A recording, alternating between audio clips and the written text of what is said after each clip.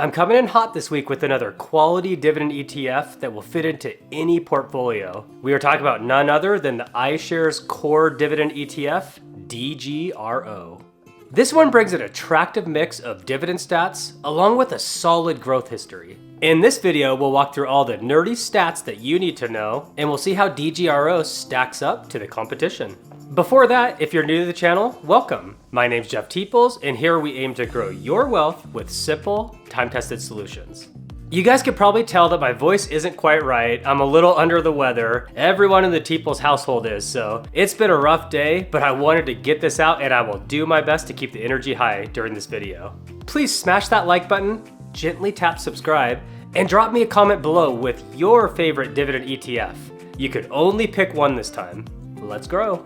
DGRO Basics. DGRO is the iShares Core Dividend Growth ETF, and it seeks to track the performance of the Morningstar US Dividend Growth Index. And that index uses the following methodology. Any company within DGRO must have increased their dividend payment for 5 consecutive years, and this eliminates the vast majority of companies. They must also have a positive consensus earnings expectation, and they must have under a 75% dividend payout ratio.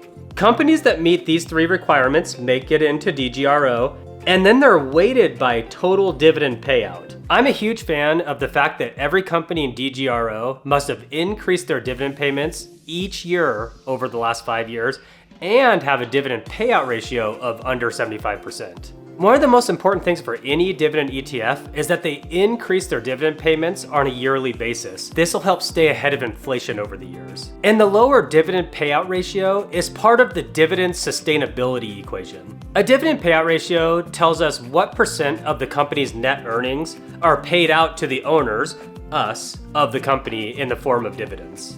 And the gut instinct might say, well, isn't a higher ratio better because that gives us more money? True, and it is a balancing act, but really the lower the dividend payout ratio, the more money that the company, generally speaking, is investing back in its operations to grow.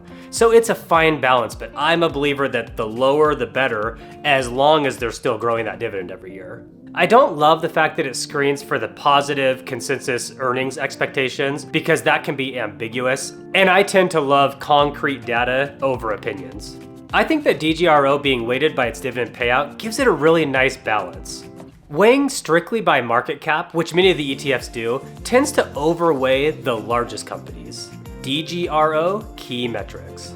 Let's find out what makes DGRO a great long-term investment. I pulled up DGRO on Seeking Alpha, which I find to be the best site for researching stocks and ETFs. And the first thing I like to look at on the summary tab is the expense ratio. And you can see DGRO has a 0.08% expense ratio. That's very low and very nice. Keep that money in your pockets. And then the next thing I look at is the assets under management here, the AUM. And you see it's at $25 billion, and that's a strong figure. Anything above 5 or 10 billion is great because the methodology can play out with the fluctuating volumes to stay afloat. And then the most important aspect of an ETF, in my opinion, in the fund portfolio is to make sure that it is passively managed. We don't want human gut decisions ruining our portfolio long term. And you can see here that it seeks to track the performance of the Morningstar US Dividend Growth Index by using representative sampling technique. And that index is what we talked about a little bit earlier. So we are comfortable there. We know the methodology is solid.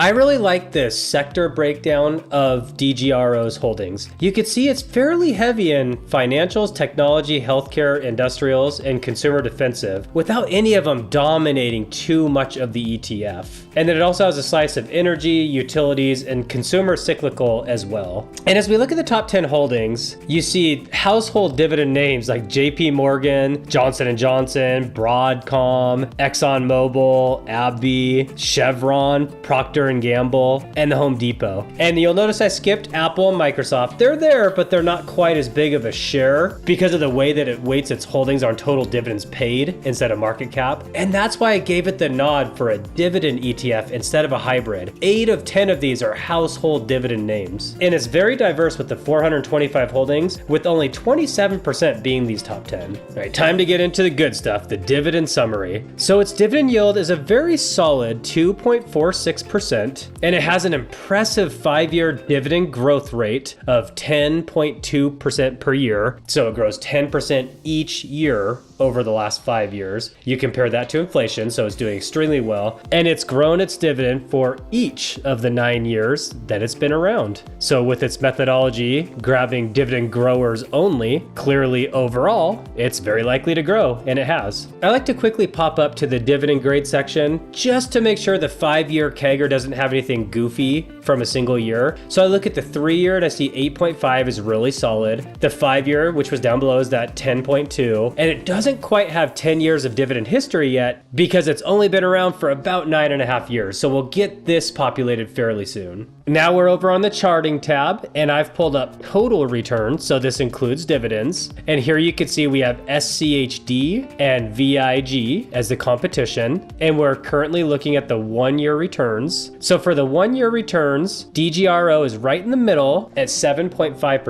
SCHD is only up 1.8%, and VIG is the king here at 11.3%. And that's not surprising with what technology has done over the last year, with the Qs and VGT being up over 50% last year alone. Of course, VIG is going to be dragged up a little by its tech sector. When you zoom it out 3 years, they're all incredibly close here. DGRO is at 25.8%, to SCHD is 26.4%, and VIG is taking the lead at 27%. Now, when we scooch out 5 years, DGRO is actually trailing the other two a little bit here, 75.7%, to SCHD's 84.33, and VIG's 83.4. So SCHD is just eking the 5-year out. And we can't quite do a 10-year because DGRO does not have that history. So what I did was I did DGRO's inception date of 6/16 as the date that we're starting from. So this is about 9.5 years. DGRO is actually number 1 at 170.5, to SCHD's 168.8, and VIG's 166.6. I mean, they are all neck and neck. Clearly, these are 3 quality dividend ETFs. DGRO Portfolio Fit.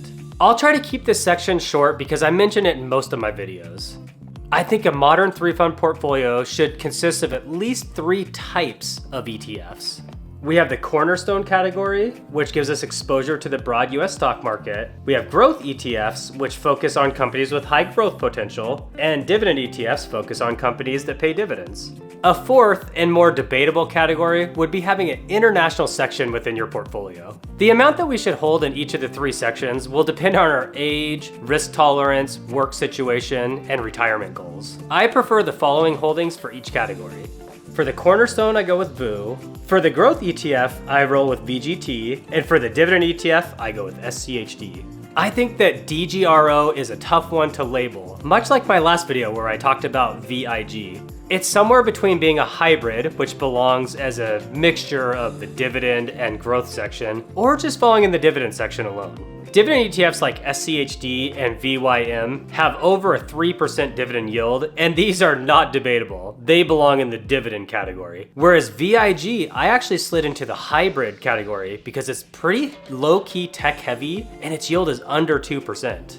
With DGRO, I ended up putting it in the dividend category. But let's hop over to my ETF compare spreadsheet to see how I got there. This is the spreadsheet I use to track a variety of ETFs, and you can see I have a lot of the tickers that I talk about all the time here, and their role. And then I have a variety of key metrics across the top. So way over here on the right is the total rank. It's everything I care about. It's the average rank of it. You can see SCHD is the top performer, but it doesn't necessarily mean it's the best. It just has the highest average score of all the things I assess.